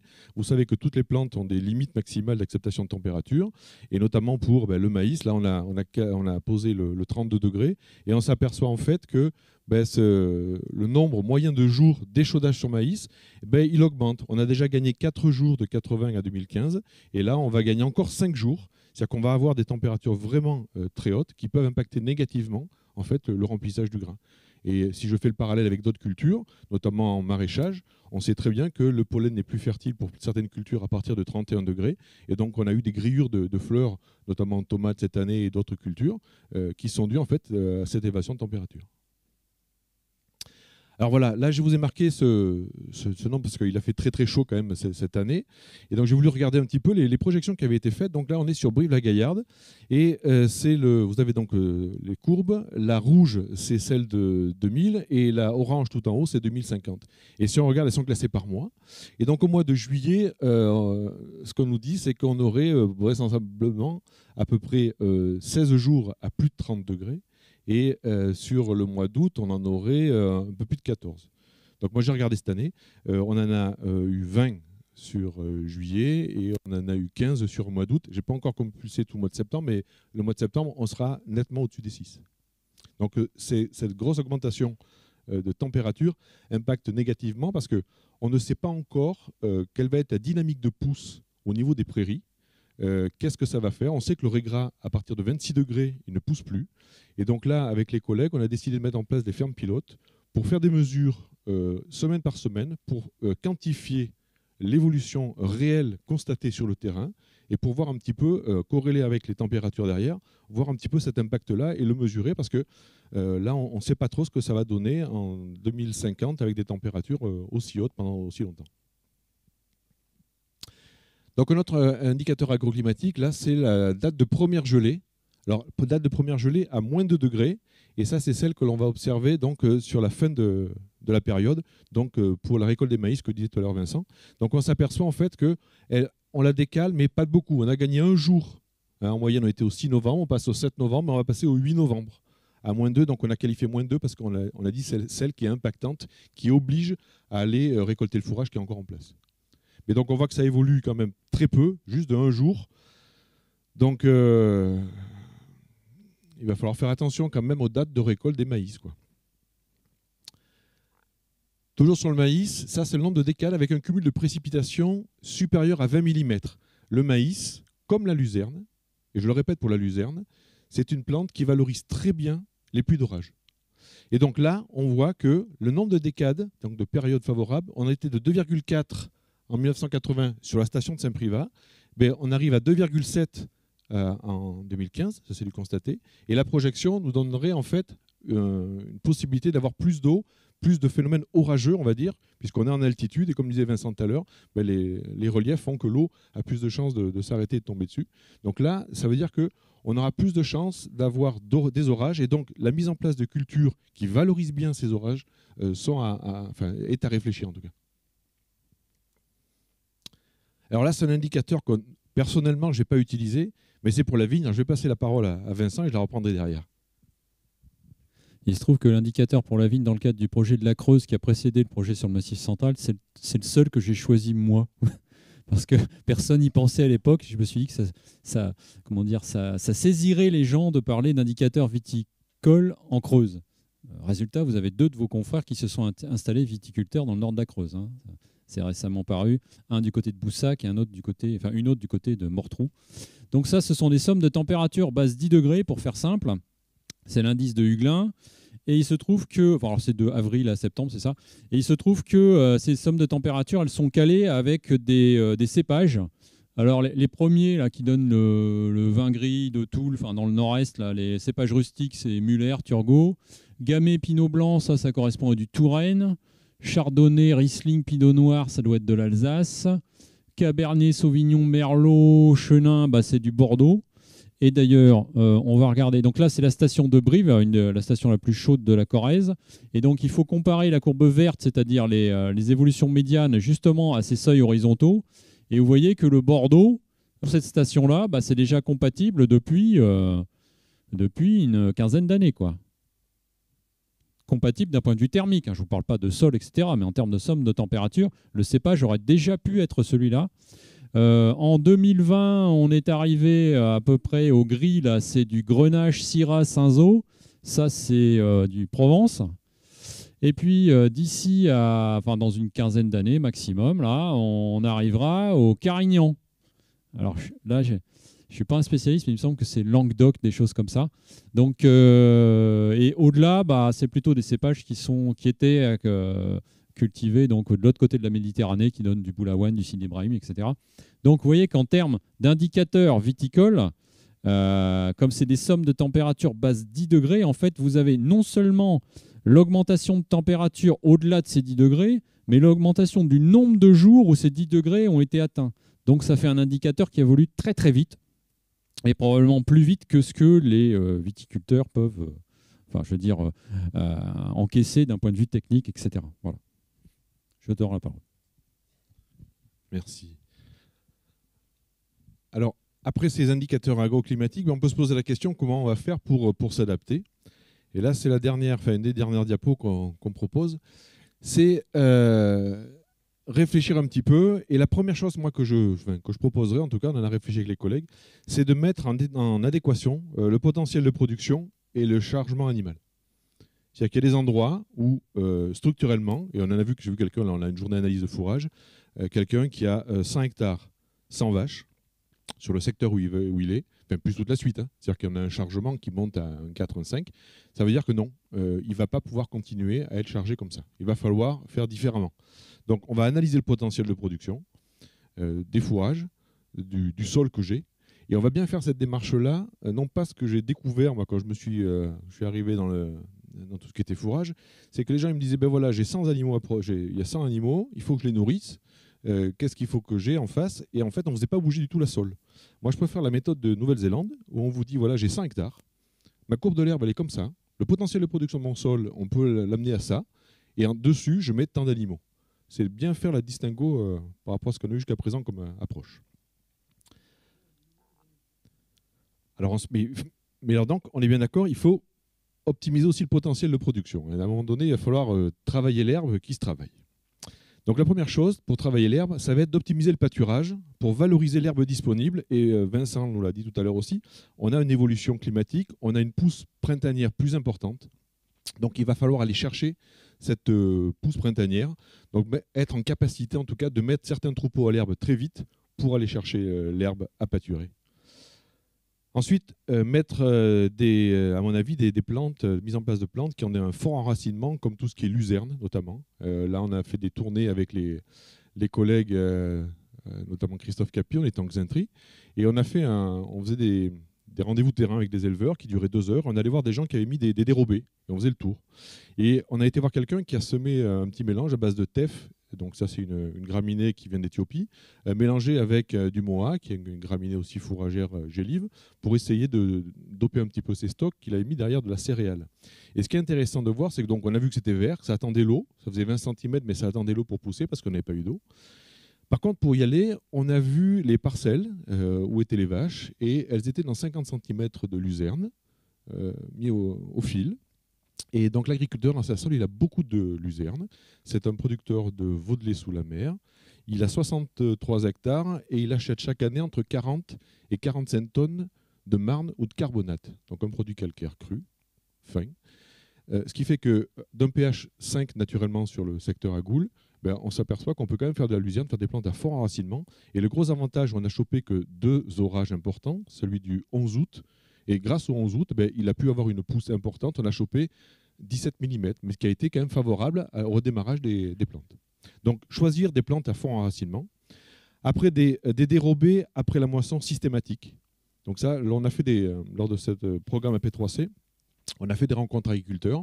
Et il y a des agriculteurs qui nous ont témoigné que oui, systématiquement, eux, ce qu'ils avaient décidé de faire, c'est que dès qu'ils moissonnent, dans les 48 heures, il faut mettre en place une culture dérobée. Donc c'est des dérobés estivales, que ce soit des moas qu'on a cités, des sorgho. Ça peut être aussi du pâturable avec des navets ou autres colzas fourragés. Mais en tout cas, il faut le mettre. Alors après, c'est un coup de poker. Si j'ai de l'eau, ça pousse. Si j'ai pas d'eau, ça fait 5 cm comme ce qu'on a vu chez certains et ça attend l'eau. Mais on ne le sait pas encore, mais on a vu en tout cas qu'on a plus de chances d'avoir des orages. Donc il faut essayer de miser sur cette carte-là aussi, de pouvoir récupérer un peu plus. Et puis développement donc, des céréales et du maïs en altitude, on voit qu'on a climatiquement, on a des possibilités. Donc ça a été partagé avec les collègues, c'est vrai pour la Corrèze, mais pour d'autres départements aussi, où il y a des endroits où ils n'en faisaient pas, et là, ils commencent à en faire dans 63 et dans la Haute-Loire, ils vont vers ce genre de pratique-là. Et puis ce qu'on a discuté avec les collègues, c'est une gestion pluriannuelle des stocks. C'est-à-dire que l'année où on va faire des excédents de stock, ce n'est pas parce que l'année d'après va être favorable qu'il va falloir tout de suite vendre le fourrage que j'aurai en stock. Il faudra le garder. Donc c'est une gestion bien pluriannuelle pour compenser les événements climatiques comme celui qu'on a connu cette année. Ensuite, on a fait un travail avec tous les autres collègues donc, qui suivent des fermes de référence et on s'est rendu compte en fait qu'il va y avoir une augmentation du ratio stock-pâture, malheureusement. C'est-à-dire que la période hivernale ne va pas forcément augmenter, mais c'est quand on a une deuxième période d'affouragement qui est l'été, alors que traditionnellement en Corrèze, il y a tout le bassin de Brive, Siognac, on connaît. On apporte, en général, c'était du 14 juillet, 15 août, là. On apportait pendant un mois. Mais après, on avait les pluies du 15 août qui faisaient que ça repartait et on pouvait pâturer. Cette année, les pluies du 15 août, on ne les a pas forcément eues. Et donc là, si on fait un petit peu les bilans fourragers sur certaines zones, il nous manque de 1 à 2 mois de fourrage à réaliser en plus. Donc il va falloir augmenter ce ratio stock-pâture. Et puis après, on l'a mis, il va peut-être y avoir une diminution du chargement, de réadaptation en tout cas, pour certaines zones où on est trop chargé, ou en tout cas l'avenir climatique fait qu'on ne pourra plus produire autant de fourrage pour nourrir autant d'animaux. Donc il va falloir se remettre en liste avec ça. Un développement de l'irrigation. Donc ça a été une demande aussi d'une collègue de l'Allier, parce qu'en fait, ils ont une culture de l'irrigation. Comme nous, sur le bas du département, on a des ASA, des réseaux d'irrigation qui existent. Dans les zones où c'est possible, en tout cas, ce qu'on s'est rendu compte dans les cas types, c'est que ça ne va pas permettre d'augmenter beaucoup, mais ça va surtout permettre de sécuriser les productions. C'est-à-dire, par exemple, on a un éleveur là, qui a fait des céréales, et derrière ces céréales, il a mis des sorgho. Et le sorgho, il a fait germer en mettant 20 mm de flotte. Et ça lui a permis, en tout cas, d'habitude, il me disait, c'est 100 boules de foin qui sont données chaque été. Cette année, grâce aux surfaces en sorgho qu'il a pu mettre, c'est 40 boules de foin. Donc c'est le gars avec l'Ergeau qui est sur l'Ignerac qui a mis cette expérience en place. Donc les réseaux d'irrigation, il faudra y penser. Alors c'est l'eau d'irrigation, mais c'est aussi de l'eau d'abreuvement, parce qu'on voit bien que lorsqu'on a une vache qui boit 100 litres d'eau par jour, lorsqu'on a un troupeau de 100 vaches, ça fait 10 mètres cubes qui s'en va. Et je vois bien, habitant sur la Xaintrie, on a pas mal de soucis d'abreuvement pour les troupeaux, mais aussi pour le partage de l'eau pour les autres citoyens qui habitent sur les communes. Et puis, quel est l'avenir des AOP aussi? Parce qu'il y a des choses qui sont restrictives. Et vous avez bien vu que dans le schéma qu'on a montré, on a une pousse plus importante qu'il faudra aller chercher au printemps. Ça veut dire qu'il faut une voie humide, c'est-à-dire faire de la rubanage ou de l'ensilage. Et il y a certains AOP qui vont être bloqués aussi à cause de ces cahiers des charges là particuliers, où il faudra peut-être faire une ouverture de possible. Donc, en tout cas, c'est à réfléchir parce que ça impacte jusqu'à l'AOP. Un collègue de la Dordogne me disait, donc il y a une AOP de Porto au Portugal, ils ont changé l'aire géographique puisqu'ils ont bougé de 100 km. Ils estiment en fait que chez eux, il y a un endroit où on ne pourra plus le faire et donc ils ont déjà anticipé les choses. Et puis, c'est aussi sur l'isolation des bâtiments parce qu'on va avoir donc, des phénomènes de gros caniculaires qu'on a connus. Il faut des bâtiments qui puissent accepter ça. On n'a pas trop construit ça chez nous, c'était plutôt pour se protéger du froid. Mais là, on s'aperçoit que les vaches, pour certains laitiers, on faisait pâturer la nuit. Et en fait, le jour, elles étaient à l'intérieur parce que le bâtiment n'était pas trop mal conçu, quoi. Donc il y a plein d'adaptations comme ça qu'il faudra faire. Et puis plein de choses aussi et d'autres à inventer qu'on n'a pas forcément trouvées. Là, au jour d'aujourd'hui, si je le ramène à l'actualité, ce qu'on propose aux éleveurs pour sécuriser les stocks fourragers pour l'année à venir, hein, donc à court moyen terme, c'est de mettre en place des dérobés qui sont un mélange de céréales et protéagineux qui nous permettent de faire des stocks fourragés de façon précoce dans lesquels on associe une prairie qu'on va semer. Donc au jour d'aujourd'hui, là, sur la Haute-Corrèze, on est plutôt que sur des raies purs. Sur la Basse-Corrèze, on peut remettre des raies trèfle. Mais en faisant ces techniques-là, donc de métail semé à l'automne, je roule, je sème la prairie en même temps, ou je le décale au printemps, on arrive à sécuriser les stocks. C'est un moyen.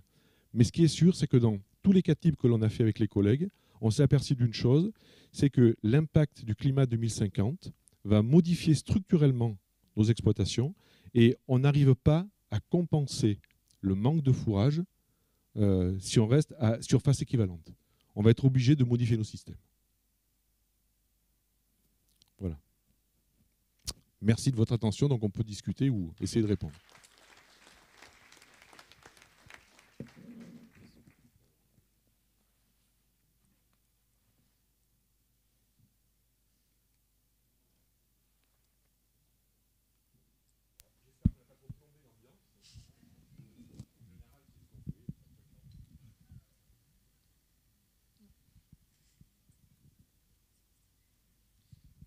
C'est plus un constat qu'une question, mais je me rends compte sur le secteur, je suis du secteur de Beaulieu-sur-Dordogne, donc avec une augmentation des températures, mais surtout des coups de chaleur, mais une augmentation aussi des orages donc, qui arrivent à sauver des couverts. Je me rends compte que le système toute herbe est à bannir. Je m'explique, chez nous c'est plutôt des raies hybrides trèfle violet pour avoir une grosse coupe, 2 voire 3 coupes au printemps. Après, fini, terminé, on a un peu long grillé. Peut-être qu'il faudrait qu'on pense à avoir la prairie comme une céréale, quitte à reimplanter derrière une dérobée pour essayer de faire quelque chose l'été. On est plutôt parti sur des orges pour avoir plus de temps et semer des dérobés plus tôt. Des dérobés, je pense, pour aussi économiser du gasoil, quitte à les faire pâturer. Je vois sur du sorgho, j'ai réussi à faire pâturer un lot de 30 vaches sur 3 semaines. Ce qui m'a économisé 2 boules par jour, donc multiplié par 30, ça fait quand même du fourrage en moins. Par rapport à l'herbe, je pense qu'il faut vraiment plus la penser comme une culture pérenne, même si on sait qu'elle va revenir l'année d'après, mais quitte à y implanter un couvert dessus. Ouais, alors effectivement, donc c'est vrai que c'est le cas des raies trèfle. Ils poussent beaucoup au printemps et dès qu'il fait très chaud après, ça s'arrête. Par contre, c'est le trèfle qui peut prendre le relais. Mais effectivement, dans le groupe, vous êtes parti en fait des semis directs, donc sans déstructurer le couvert. Donc on peut recharger. Et c'est ce qu'on a fait et ce qu'on propose. Enfin, on a fait des démonstrations là-dessus pour essayer de redynamiser la pousse. Parce qu'effectivement, il y a l'impact de la chaleur. Et puis, on a bien vu cette année, là, les couverts sont vraiment abîmés. Ce n'est pas qu'une année, c'est une deuxième année de canicule. Je rappelle qu'on est en déficit. On n'a que 60 à 65% du volume d'eau qui est tombé du mois de juillet au mois de août de cette année, quoi, si on fait sur 13 mois. Et en plus, on a des températures très, très importantes puisqu'on a deux canicules. Donc, effectivement, en tout cas, l'herbe, c'est une culture. On n'avait pas forcément cette habitude-là. On allait faire, entre guillemets, de la cueillette, quoi. Mais non, ça se cultive, il y a des façons de faire, il y a des amendements à faire, et il y a peut-être des sursemis, pourquoi pas, en tout cas, à apporter. Et après, c'est peut-être, raies trèfle, c'est intéressant, mais raies trèfle et luzerne, pourquoi pas. De rajouter quelque chose dans nos climats basse-corrèze, quid des cultures, des prairies permanentes où on fait qu'une coupe et après il n'y a plus rien, même qui ont du mal à repartir pour le printemps prochain. Donc, alors c'est vrai que bon, elles ont un enracinement qui est ce qui est, il y a un sol qui est ce qui est aussi, avec une fertilité qu'on leur apporte ou pas. Mais là aussi, là, pas plus tard que ce matin, Christophe est parti voir des collègues dans le Cantal où ils font du sursemis de métail dans des prairies vivantes. Donc avec des semoirs directs un peu particuliers. Donc celui qui marche bien, c'est plutôt le Hutchinson qui va travailler sur 2-3 cm pour faire de la lumière, faire de la terre fine. Et il y a donc des mélanges à base de seigle forestier avec des vesses et du pois qui sont sursemés dans la prairie permanente, qui permet de doper la première coupe et qui a un effet aussi, le deuxième effet qui se coule, on va dire, c'est que ça permet de relancer, ça aère un petit peu la prairie et ça permet de regagner en quantité sur la deuxième exploitation qui n'est que du pâturage. Donc c'est peut-être une manière de faire sans les démonter, mais de les réimplanter des choses dedans. En tout cas, tout est à refaire, enfin à construire. Et ce qui est intéressant là, c'est les groupes dont tu fais partie, c'est l'échange que l'on fait, c'est-à-dire que l'information, elle vient pas d'en haut, hein, elle est co-construite avec les agriculteurs, c'est ce qu'on fait au sein des groupes avec tous les collègues, et c'est là qu'on avance beaucoup plus vite, parce qu'en fait, c'est pas un essai que l'on fait, mais c'est une vingtaine d'essais sur une zone, plus un autre, et on échange tout ça, et c'est là comme ça qu'on va arriver, quoi.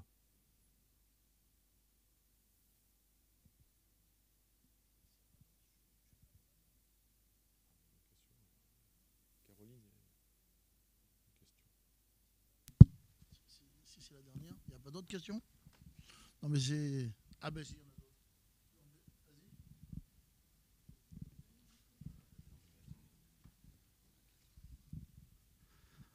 Vas-y. On parle de modifier les cultures, que ce soit l'herbe ou autre. Mais est-ce qu'à un moment donné, on ne peut pas envisager de déplacer des troupeaux dans des zones qui sont plus ou moins laissées à l'abandon une exploitation ou un agriculteur qui a 100 ou 150 hectares, il va laisser tout un tas de terrains qui sont moins mécanisables, voire qui ne sont pas loués. Et à certains moments, est-ce qu'il ne faut pas revoir le fait de déplacer des troupeaux sur des territoires? Type phénomène transhumance, vous dites, localement. C'est-à-dire ouais. que sur la Corrèze, tout le monde connaît des zones humides qui sont dans des endroits qui sont plus accidentés et qui actuellement sont peut-être pas utilisés comme ça a pu l'être dans des années passées. Mais effectivement, on va devoir s'adapter de toute façon. Si je prends le parallèle que me disait le collègue de l'Aveyron, sur l'Aveyron, il y a un endroit, il y a des zones où en fait c'est pas du bovin qu'ils font, c'est du mouton. Tout simplement parce qu'il est plus adapté. Donc ils se sont adaptés en changeant l'espèce. Alors effectivement, on peut changer l'espèce, on peut changer aussi géographiquement. Il y a des zones auxquelles on va aller faire pâturer qu'on n'utilise pas au jour d'aujourd'hui, mais oui, on va être obligé de modifier nos pratiques et de réutiliser des parcelles qu'on a peut-être abandonnées. Ouais.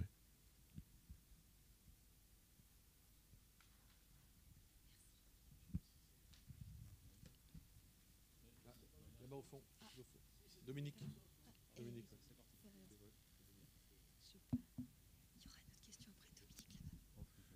C'est pas une question, c'est juste une constatation. Il y a déjà des démarches engagées au niveau de changement de culture, semis, etc. Il y a des actions de la Chambre qui sont faites depuis longtemps d'ailleurs.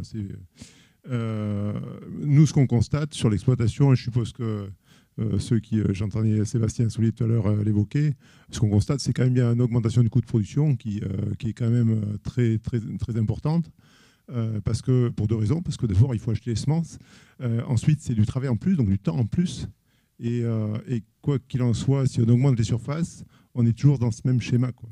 Et moi, c'est aujourd'hui, c'est jusqu'où? Parce qu'à un moment donné, on voit bien que on a parlé des situations des exploitants agricoles, notamment en élevage bovin, qui sont complexes. Les revenus sont pas au rendez-vous. Si on rajoute donc du SMI et du travail en plus, à un moment donné, il faudra aussi faire ces calculs pour voir la rentabilité ou viabilité du schéma bovin. Mais c'est juste une constatation.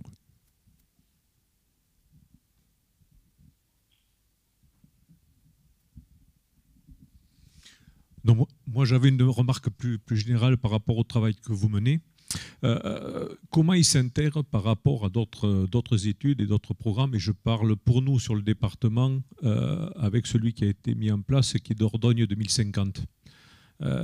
Et comment vous arrivez, est-ce que vous avez une relation et vous l'intégrez dedans, puisque dans votre adaptation, vous parlez d'irrigation, et dans le Dordogne 2050, au contraire, ils n'aimeraient pas avoir cette ligne apparaître, quoi. Donc je ne sais pas comment...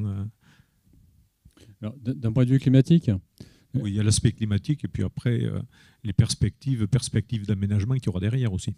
Oui, je comprends. Bon, moi, je peux répondre sur le climat.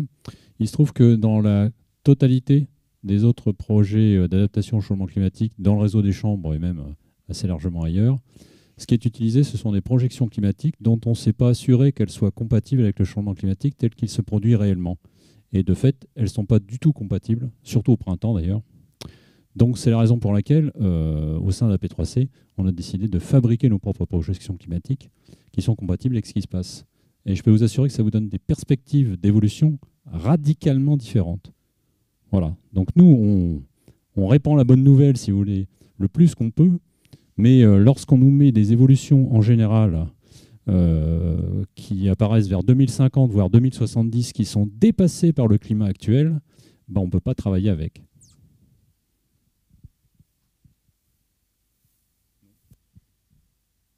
Pas mieux.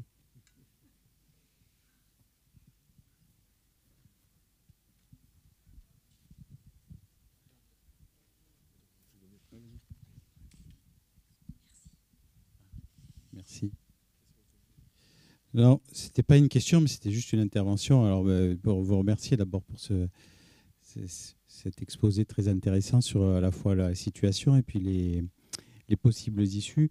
Ce n'était pas le sujet, mais quand même, moi, ce que je voudrais dire, c'est qu'il ne faut pas oublier quand même que les causes du réchauffement climatique, elles ne sont pas forcément là où elles se situent aujourd'hui. Il ne faut pas oublier quand même que les causes du réchauffement climatique, et à la région, là, il y a eu des études, on a fait Néoterra, et elles sont plus dans la production d'énergie, électricité, chauffage, dans le carburant, dans l'hyperconcentration humaine, plus que dans les politiques territoriales, enfin, dans la déforestation, dans la production agricole, l'élevage, bien qu'il faille le faire évoluer, vous l'avez très bien montré. Donc ça, c'est très important, mais quand même, et il faut faire attention aujourd'hui dans la demande sociale à ne pas mettre le doigt sur les responsabilités et à ne pas responsabiliser uniquement le monde rural et le monde agricole. Alors ça, vous ne l'avez pas fait, puisque là, ce n'était pas le sujet, mais c'est des débats quand même qui ont eu lieu ça, au Conseil régional dans le cadre de Néoterra, et je pense que c'est bien de le rappeler, et il faut que ça soit rappelé. Après, dans la transition, on voit bien qu'il y a des choses qui se font déjà. Enfin, dans l'agroécologie, Pierre en parlait tout à l'heure, il y a la Chambre qui fait des tas de choses. Il se fait des choses aussi dans les lycées agricoles. Il faudra un accompagnement quand même. Il y a besoin d'un accompagnement technique, mais c'est bien ça qu'on prépare dans le plan de modernisation et de transition des élevages. Les choses, elles ne se feront pas toutes seules. Il y a de la technique, mais il y aura aussi besoin de réorienter une partie des aides, une partie de l'accompagnement. Et ça, c'est un travail qu'on va mener avec la nouvelle PAC qui arrive, enfin, et puis également dans les politiques régionales. Ça, c'est très important. On ne peut pas laisser les éleveurs tout seuls face à des évolutions comme ça. Il faut que les collectivités, l'État, tout le monde prenne sa part là-dedans, quoi. Et en tout cas, on va essayer de le faire.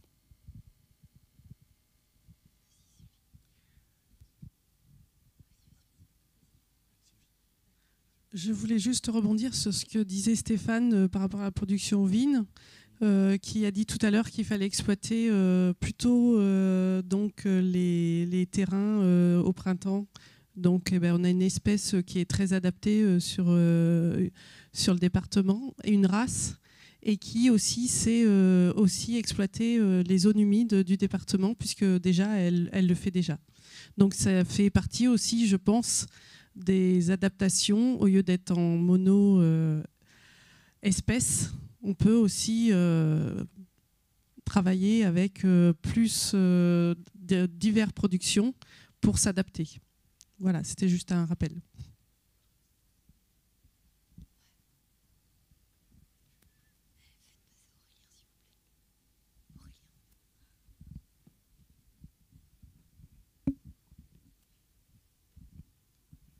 Du coup, c'était pour revenir sur ce que disait M. Bessery par rapport à l'adaptation économique des élevages. Je pense que Stéphane l'a un peu souligné dans sa présentation, dans le sens où il a précisé que l'adaptation ne pouvait pas se faire sans changer le chargement. Or, aujourd'hui, du chargement dépend le produit brut des exploitations, duquel dépend derrière le revenu des élevages. Donc on a un problème, je pense, pour décharger des exploitations, c'est où on reste à surface constante et on perd en produit et on va dégrader le revenu des exploitations et des exploitants, où on arrive à avoir des exploitations qui s'agrandissent. Donc il y aura certainement à réfléchir sur la répartition foncière et le partage du foncier et à l'accès à cette ressource qui, à mon avis, risque de poser des difficultés. Voilà. Donc, alors, si je rebondis là-dessus, sur on a fait des différents CATIP, sur les CATIP, on a fait différentes modifications du climat. Et qu'est-ce que je peux répondre face au changement climatique avec une baisse potentielle de 20 ou 30% de rendement en fourrage? Et en fait, on s'est rendu compte qu'il n'y aura pas qu'une solution. Ça sera de la mise en place, par exemple, de métailles qui me permettra de faire plus de fourrage au printemps pour limiter cette perte de fourrage. Ça sera peut-être aussi d'avoir peut-être un peu moins d'animaux ou de récupérer un peu de terrain, mais aussi de faire des dérobés.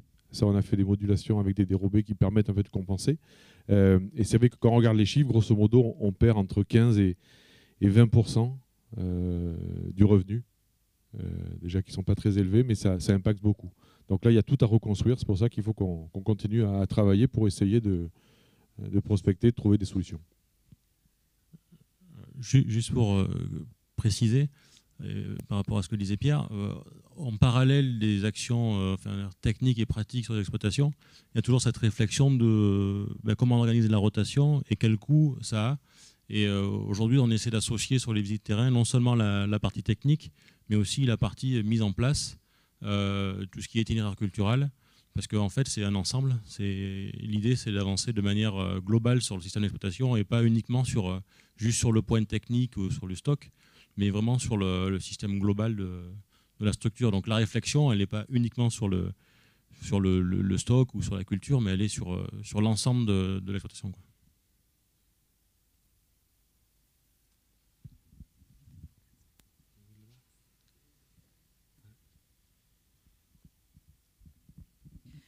C'est pas une question, c'est aussi une proposition. Les lycées agricoles ont 5 missions, dont une est de mener des expérimentations. En Corrèze, nous avons la chance d'être 3, un en Haute-Corrèze, un en Moyenne-Corrèze et un en Basse-Corrèze. Et nous sommes tout à fait partants pour mener avec la Chambre et avec les experts des expérimentations sur des itinéraires, sur des recherches d'adaptation. Et je pense qu'il ne faut pas hésiter à nous solliciter, parce que c'est bien notre mission.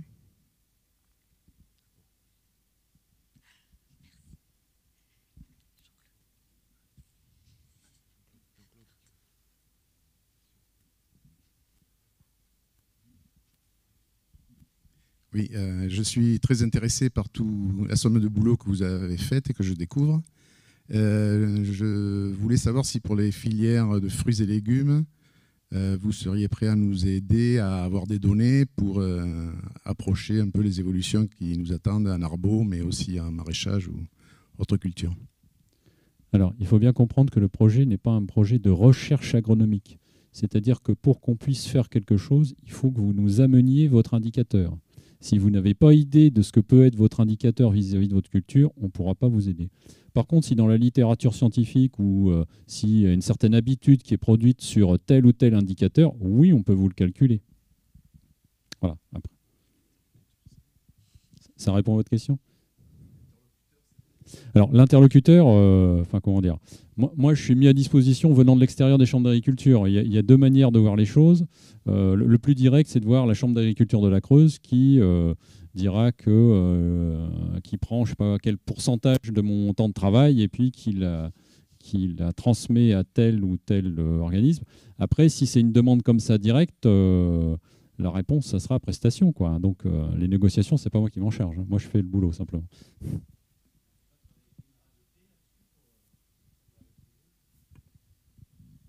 Qu'est-ce que...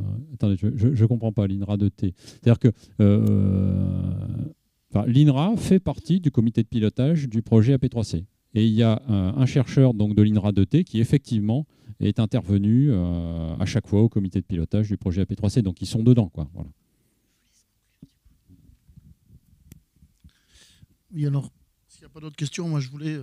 au nom de vous tous, remercier Vincent Caillez et remercier aussi le département de la Creuse, son président, puis aussi l'animateur du CIDAM qui s'appelle Olivier Touran, qui est responsable du dossier P3C. Je voulais simplement, peut-être pas refaire le débat, mais franchement, je pense que toutes les réactions sont toutes positives. Ce que je trouve de très appréciable, c'est que sur la colonne que vous avez mis au dernier sujet, hein, Stéphane Martignac, merci aussi d'avoir participé. Il y en a un qui nous pose tous débat, c'est celui de la désintensification et celui de la baisse de chargement. Parce qu'on voit tous que c'est un piège sur lequel on ne peut pas envoyer nos agriculteurs, en particulier par l'agrandissement des exploitations et par la diminution de la vente d'animal par hectare. C'est-à-dire, si un agriculteur n'a plus que 0,3 broutard à vendre à l'hectare, ça ira pas bien loin. Et c'est aujourd'hui un peu, malheureusement, la seule piste qui est un peu utilisée par les uns et par les autres. Et je crois que dans cette démarche-là, et au suivi de ce qu'on a dit tout à l'heure à la session, cette volonté forte de remettre du technique au sens du débat, moi je trouve ça parfait, parce que tous les éléments qui sont marqués là sont tout à fait positifs pour l'agriculture. Et je voudrais en profiter aussi pour dire que, et je suis content que l'administration et les élus sont là, c'est qu'on passe notre temps à dire des contradictions. Tout ça pour le populisme ambiant et pour l'électoralisme ambiant. Je veux dire, aujourd'hui, on est un certain nombre à avoir dit que le maïs s'adapte à l'altitude, que le maïs ne consomme pas d'eau et que le maïs fait partie d'une des cultures qui permet de sécuriser les exploitations. C'est qu'une chose, donc le monde agricole le dit, les experts le disent aussi, mais quand vous passez le cap de certaines instances, on vous dit ben non, ah non, le maïs c'est une plante tropicale, ça vient d'ailleurs, c'est pas bon, etc., etc.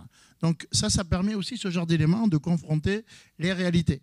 J'en prendrai qu'une autre, mais elle est beaucoup plus politique et beaucoup plus, je veux dire, difficile à manœuvrer et que vous connaissez par cœur, c'est que le CIDAM a fait de son sujet premier, avec un cluster, l'herbe. L'herbe qui est la signature du Massif central et qui doit permettre de nous faire développer. Et quand vous avez des réunions avec l'ensemble des opérateurs qui touchent l'herbe, que ça part des parcs naturels, que ça va jusqu'aux instances de développement, j'ose pas dire à minima, et ça arrive au champ d'agriculture, la vision de l'herbe, notamment la naturelle, elle passe par ces précisions que vous avez évoquées tout à l'heure, la fragilité du dispositif herbe prairie naturelle, alors que de l'autre côté, vous avez aussi les consommateurs qui attendent de l'herbe fleurie avec beaucoup de petites fleurs et qui ne poussent pas beaucoup, c'est pas grave pour eux, quoi. Et donc, on est dans ce dilemme-là où, derrière, il va falloir qu'on accompagne aussi le grand public, les politiques, à nous faire admettre que les réalités que nous, on voit là avec le développement technique, ce n'est pas forcément celles qui sont véhiculées par les médias et quelques groupes archi-minoritaires qui sont plutôt sur la décroissance que sur le développement de nos territoires. Donc je voulais quand même le redire un peu aussi parce que je pense que on peut toujours trouver des choses positives et négatives. J'en citerai qu'une, mais pour ne pas allonger le débat. Hier, j'étais à Paris sur une réunion de l'AFDI sur donc développement international. L'Afrique, vous parliez tout à l'heure des causes du réchauffement climatique, et l'Afrique subsaharienne, qui est absolument pour zéro responsable du réchauffement climatique et du dérèglement climatique, va avoir le facteur multiplié par 2 de ce qu'on a sur les territoires. C'est-à-dire que quand on aura, nous, d'après ce qui s'est dit, alors moi je ne suis pas spécialiste, mais ce qui nous a été dit, c'est que quand on aura du -4, nous, eux, ils auront du -8. Et je veux dire par là, quand nous on dit qu'on est malheureux, il y a encore des fois des plus malheureux que nous. Mais bon, je dis ça un petit peu sous la forme de questionnement, parce qu'on est tous à se poser des questions, on est tous à se dire que la vérité certaine, on ne la détient pas, que derrière aussi, l'objectif c'est de travailler ensemble, mais surtout sur ces volets techniques, que je pense qu'il y a beaucoup de raisons d'espérer, hein, avec ce que vous voyez là, avec derrière les expériences qui sont faites, avec les métailles, avec les cultures de printemps qui absorbent le maximum d'eau. Voilà, donc merci à vous toutes et à vous tous. Je remercie particulièrement les lycées d'enseignement. Comme tu l'as dit, Laurence, nous, on voudrait bien et on va travailler avec vous justement sur cette expérimentation parce qu'elle est importante et qu'on apporte des chiffres vrais. On l'a dit à l'INRA quand elle est venue vous voir, quand elle est venue nous voir. L'INRA aussi, il faut qu'elle perde l'habitude aussi. Mais quand il y a des chiffres qui arrivent comme ça dans leur documentaire, plutôt que de mettre le pied dessus et de ne pas en parler, ben les choses qui sont des évidences, il faut aussi les remettre au grand public, les redonner au pouvoir public et les redonner au grand public. Voilà, donc je pense que c'est très positif, ça a été très très très intéressant. Et je vous convie toutes et tous qui êtes restés courageux jusqu'à la fin de nos débats à aller une petite dégustation. Caroline à la sortie, et merci pour tout le personnel de la Chambre qui s'est associé à la réussite de cet événement. Et merci pour Radio Corrèze, Télé Corrèze, pardon. Mais radio aussi d'ailleurs. Bravo.